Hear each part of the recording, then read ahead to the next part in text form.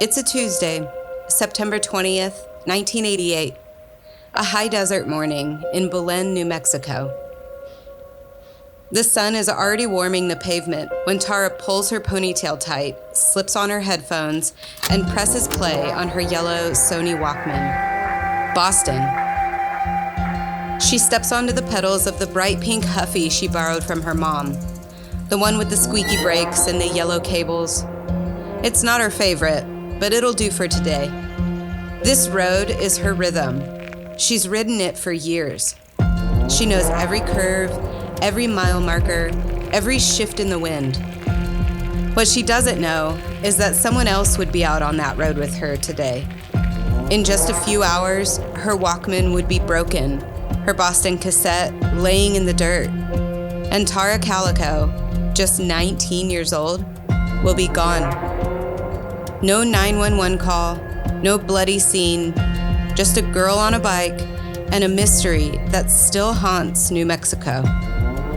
My name is Sarah Reed, and this is Sequestered, Season 2, Case 3, The Disappearance of Tara Calico, Part 1.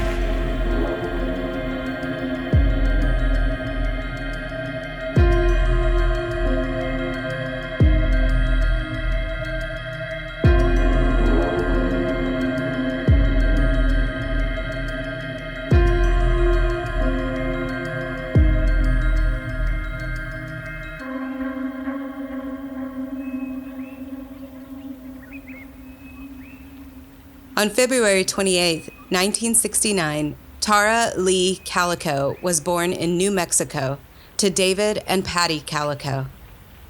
Patty would later marry John Dole, a kind and steady man who became Tara's devoted stepfather. Tara wasn't just another kid on the block. She was magnetic, vibrant, quick-witted, and fiercely adventurous. She had an easy laugh, a fearless streak, and a deep bond with her family. From the start, she seemed destined to make an impression on the world around her.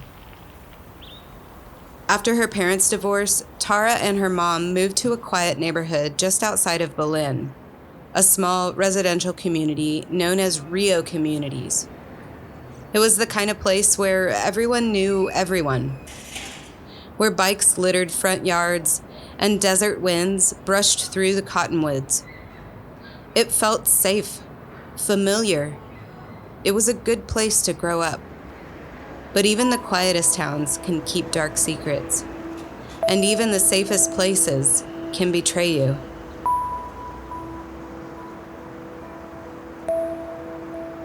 Belen, New Mexico, just 30 miles south of Albuquerque, was often described as the embodiment of small-town America. Life moved at a slower, steadier pace there, especially in the 80s. The name Belen comes from the Spanish word for Bethlehem, which is a nod to the town's deep Catholic roots and strong community values. With its economy tied to ranching, farming, and the rail lines that crisscross the region, Belen was surrounded by wide desert skies and dusty roads that seemed to stretch endlessly in every direction. It was the perfect backdrop for a girl like Tara Calico, who was coming up in the world, curious, driven, and full of energy. By the time she reached her late teens, Tara had already begun carving out a path of her own. She was sharp, athletic, and known for being remarkably organized, always balancing academics, sports, and time with friends.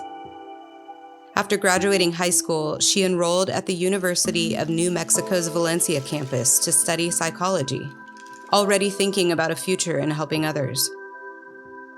She loved the outdoors, especially tennis and long bike rides through the Rio Communities neighborhood. It was her rhythm, her reset. Tara was also dating a former high school classmate, Jack Cole. Their relationship was easy, full of laughs, and built on shared adventures. Simply put, Jack matched her energy, which was a rare quality in anyone who tried to keep up with Tara Calico. But soon, even the open road she loved so much would turn against her. The morning of September 20th, 1988 was calm and fair, typical for early fall in the high desert. By 9 a.m., the temperature had crept into the upper 50s, eventually rising into a mild, breezy 78 by late afternoon. The skies were mostly clear, with a few scattered clouds, no sign of rain. The air was dry, and a light wind drifted down from the north. It was the kind of morning made for a bike ride. Her favorite route, the brightening sky, everything felt perfectly normal. But ordinary mornings have a way of splitting wide open. Tara woke early that day, her usual self, sharp, focused, methodical. She was the kind of person who always seemed to have a plan. Nothing was ever last minute with her. Her clothes were laid out. Her textbooks were stacked in a neat pile, ready for class. There was a rhythm to how she moved through her mornings. Her plans that day were simple, but full. She'd go on her morning bike ride to clear her head. She had a tennis match with her boyfriend Jack at 12:30, and then an afternoon psychology class at UNM Valencia at 3:30. Before heading out, she said something to her mom, Patty, a phrase that had become almost routine. Bye, Mom. If I'm not back by noon, come look for me. Patty nodded. It was something Tara often said before her rides. But this time, it would mean everything. Around 9:30, Tara left the house riding her mother's bike. Her own bike had a flat tire, something she'd already made a mental note to fix. Patty's bike was a neon pink Huffy 10-speed with loud yellow cables and bright sidewalls. It wasn't Tara's favorite. The seat sat a little too high, the brakes felt a little stiff, but it would do. She was determined not to miss her ride this morning. That bike, bright, bold, impossible to overlook, would soon become one of the most unforgettable images in New Mexico criminal history. Tara set out on her usual route, down New Mexico State Road 47, toward Highway 60, and back. It was a long, familiar ride, 34 miles round trip through the open desert. She knew every turn, every mile marker. Highway 47 stretched quietly between vast plains and low swells of sagebrush, where the wind carried dust across the asphalt and cars passed infrequently. The full ride usually took her about 2 hours, and Tara had ridden it hundreds of times, often with her mom. But lately, she was riding alone. According to multiple interviews, including one with 48 Hours, Patty had stopped joining Tara on her morning bike rides. She'd started feeling uneasy, like someone had been following them. She couldn't shake it. Tara, determined and independent, kept on riding. Patty urged her to carry mace, but Tara didn't take it. At around 11:30 a.m., 2 ranch hands spotted Tara on the pink Huffy pedaling northbound on Highway 47. She looked focused, steady. Just 15 minutes later, at 11:45 a.m., 3 hunters driving south on the same road noticed something different. Tara was still on her bike, but this time she wasn't alone. Trailing just a few feet behind her was an older, light-colored pickup truck, creeping along the shoulder like it was pacing her. The men in the southbound vehicle noticed it right away.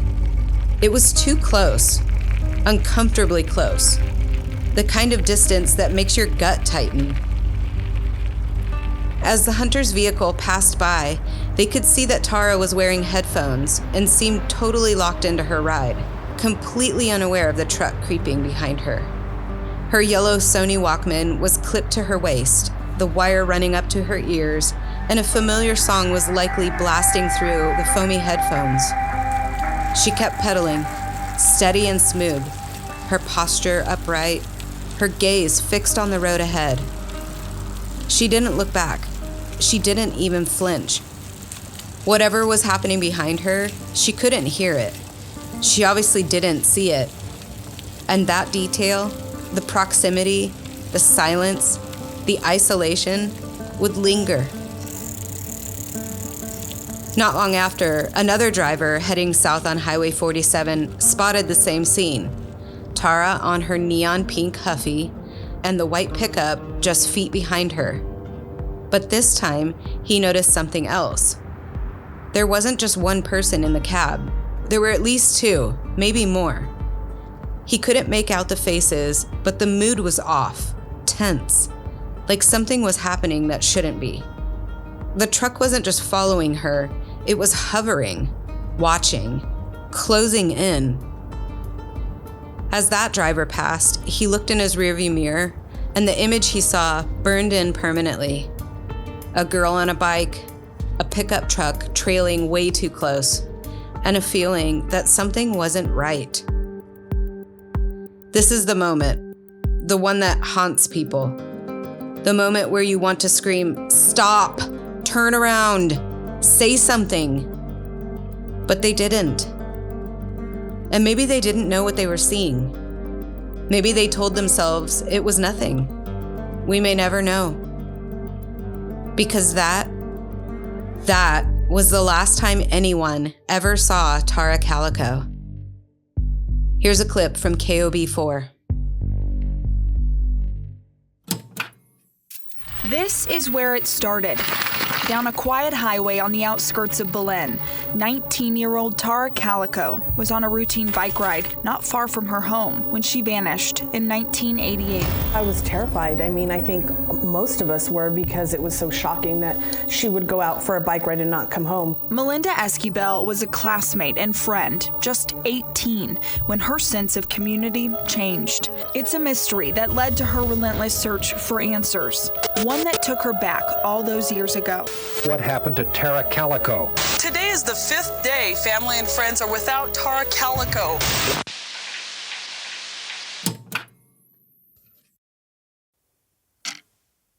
It's 12:05 p.m.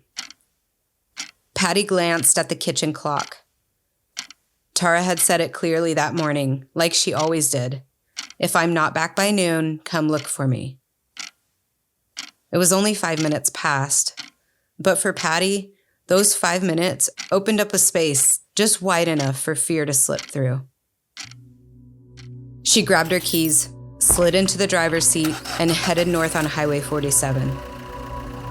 The road was familiar, flat, sun-warmed asphalt skimming the desert edge. She'd ridden it with Tara countless times.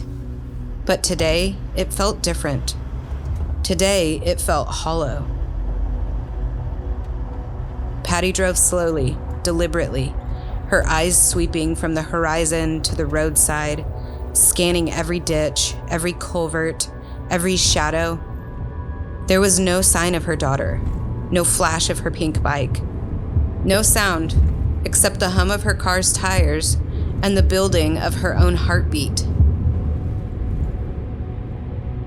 Patty returned home and began making calls, starting with the local emergency room. Nothing. She called Tara's friends. Nothing.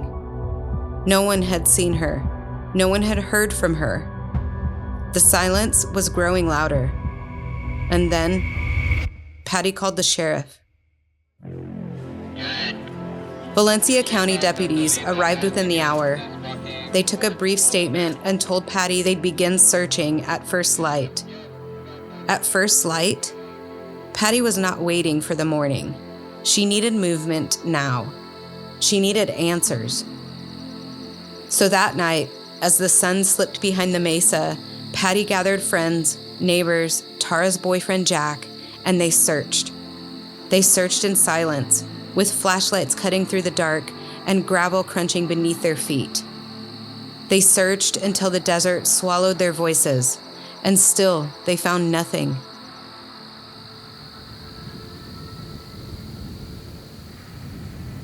As promised, at sunrise on September 21st, official search crews returned to Tara's route along New Mexico State Road 47. and this time something was there. According to the Charlie Project, roughly 19 miles east of Highway 47, near the John F. Kennedy campground, searchers spotted something that made the air shift. Bicycle tire marks, veering sharply off the edge of the asphalt and digging into the sandy shoulder. It was as if the rider had swerved suddenly or been forced off the road. A few feet beyond the tire marks, fresh oil dotted the earth, still wet enough to darken the ground. Then, deep, aggressive tread patterns, like heavy truck tires that seemed recently imprinted. And footprints, scattered, uneven, circling like someone had moved quickly, maybe struggled, maybe tried to run. The scene felt erratic, confused. And then, someone spots something small, almost easy to miss. It was a cracked plastic window from Tara's yellow Sony Walkman. And nearby, resting in the dirt, a Boston cassette tape, half buried in the dust. To some, these items might have looked like trash, random, insignificant. But not to Patty. She believed it was deliberate. And when you look at everything together, the tire tracks, the footprints, the sudden veer off the road, and the obvious scuttle, she knew Tara was sending a message, a trail. Her daughter was fighting to be found. Here's a clip from Investigation Discovery's The Missing. The searchers find signs of Tara. 2.5 miles south of Rio Communities are some tire tracks that look spun out on the side of the road. It looked like there was a scuffle, but you could clearly see the bike marks and the tire marks from the vehicle. There's a broken piece of a yellow Walkman, which she was reported to have had a Walkman when she went on her bike ride. To find the exact cassette player that she had, it was bright yellow, it was very distinctive. It felt like Tara was smart enough to leave a trail of things. The search also turns up a cassette tape. The tape itself was also found along Highway 47 within 3 miles of Rio Communities. Tara's mom stated that it belonged to her daughter. Tara was smart, strategic. She paid attention. And if something had gone wrong, she would have known what to do. She would have left clues behind, like breadcrumbs. And that's exactly what her mother believed. Here's Tara's mother, Patty. If someone picked her up, I know she would have the presence of mind to try to leave something that I would recognize as hers. A little further down the search path, a scattering of old Milwaukee beer bottle caps were found on the ground. Random to some, ominous to others. It's not enough to say exactly what happened there, but it was clear enough that someone had been there. But there was no bike, no body, and no clear sign of where Tara had gone. Only fragments, signs of a possible struggle, and a long open road that no longer felt safe. Search teams followed these clues through the night and into the next day. They combed the mesa above Highway 47, scanned the dry brush with searchlights, and scoured the banks of nearby Rio Grande. They knocked on camper doors, interviewed hikers, and questioned locals who'd been anywhere near the area that day.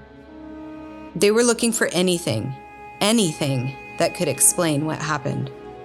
But for investigators, it was a riddle.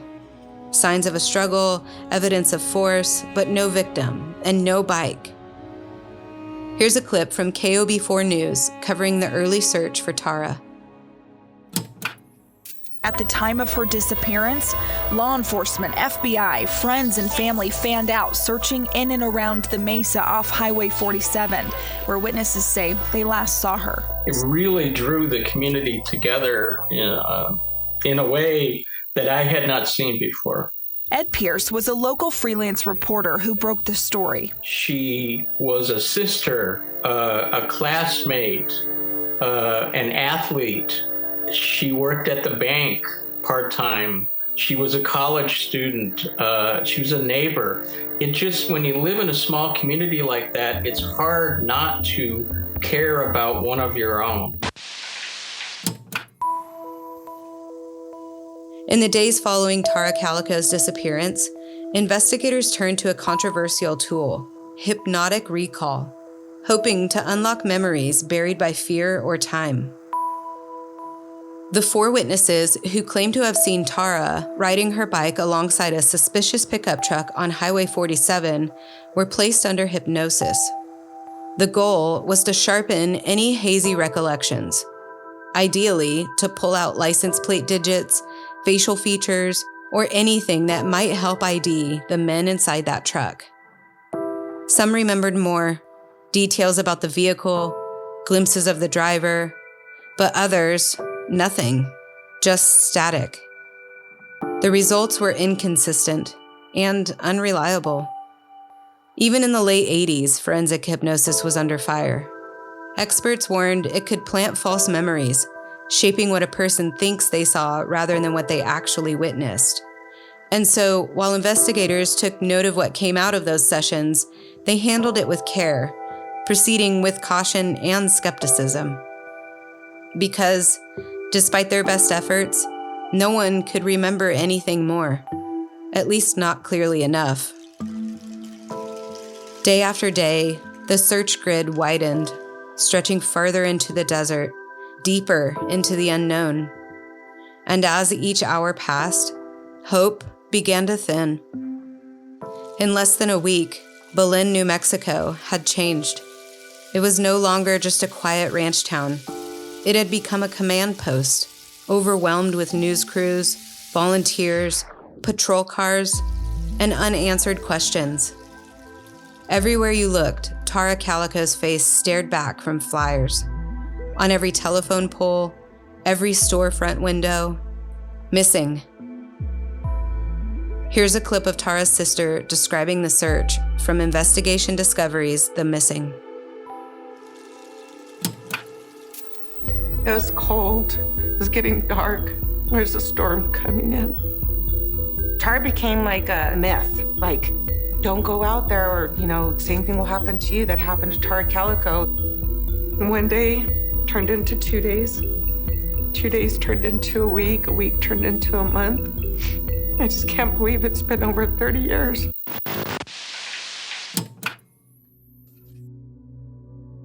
In the first days after Tara vanished, every detail mattered. Every bottle cap, every broken twig, every whisper on the wind. Not long after Tara disappeared, a group of men was seen drinking beer near the highway, riding in the back of a pickup truck. They looked suspicious, but when deputies tracked them down, the connections fell apart quickly. The men had been drinking Budweiser. The caps found at the scene were Old Milwaukee. There were no matches, no arrests, just another dead end. Then, on October 25th, 1988, more than a month after Tara disappeared, Valencia County Sheriff Lawrence Romero Sr. stood before cameras and gave the public something they'd been waiting for: a suspect. Good afternoon, folks. Thank you for being here. We're asking for the public's help in locating a suspect believed to be connected to the disappearance of Tara Calico. The individual is described as a white male, approximately 35 to 45 years of age. He has red hair, stands between 5'9" and 6 feet tall, and has a stocky build estimated around 200 pounds. Witnesses also noted distinct wrinkles around his eyes and temples. He was last seen driving a 1953 Ford pickup, dirty white or gray in color, with a white homemade camper shell and chrome hubcaps. One unusual detail that may help identify the vehicle: the red 4D emblem on the front grille appeared to be made from smashed glass. We also have a partial license plate. It began with the letter W, possibly WBZ, and ended in the number 6. If you've seen a vehicle matching this description or know someone who fits it, please contact the sheriff's office immediately. Tips came flooding in. Drivers, ranchers, strangers passing through. The truck was seen. The man was seen. But his name or the off-white Ford never surfaced. The leads went quiet, the evidence dried up, and the case, already slipping, began to go cold. So, who was he? That man, or maybe men, in the pickup? Was he the one Patty had sensed before? That presence she couldn't shake on those rides? How long had he been watching her? Days? Weeks? Was he a stranger? A neighbor? Someone who knew her route? And why didn't anyone come forward? And how, in a town that small, with roads that quiet, does a man like that just disappear?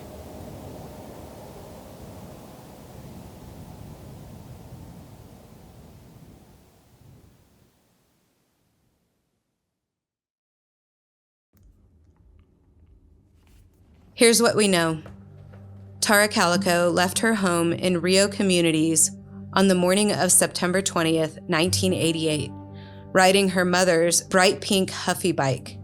She was last seen on Highway 47, focused, riding steady, and listening to music.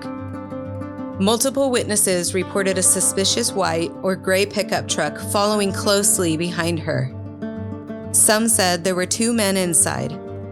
Bicycle tracks were later found veering off the highway. Nearby, searchers discovered pieces of Tara's Walkman and a Boston cassette tape, items her mother believed she dropped intentionally to leave a trail. There were no signs of Tara, no bike, no suspects ever arrested. And the truck, along with whoever was inside, was never seen again. Despite a detailed suspect description, despite dozens of eyewitnesses and hundreds of tips, no one was ever brought in. The white pickup vanished, the names faded, and so did the hope of finding Tara. By the end of 1988, the case that had once gripped a small New Mexico town was losing momentum. The search was scaled back, the headlines stopped, and just like that, Tara Calico became another missing person in America's long shadow of unsolved disappearances.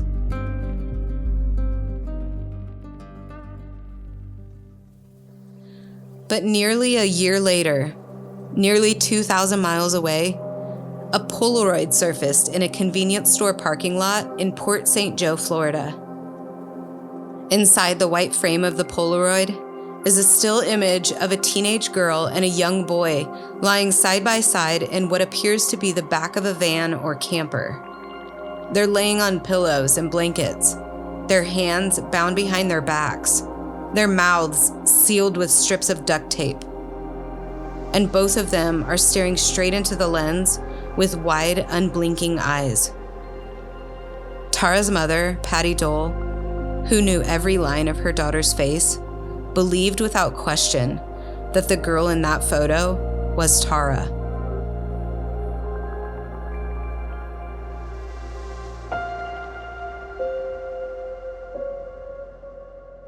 If you have any information about the disappearance of Tara Calico, please contact the Valencia County Sheriff's Office at 505-866-2400 or the FBI at 1-800-CALL-FBI. Or you can go online to tips.fbi.gov. In part 2 of this case, we follow the photo and the leads. We examine the suspects, explore the theories, and ask the question that has haunted Tara's family for decades.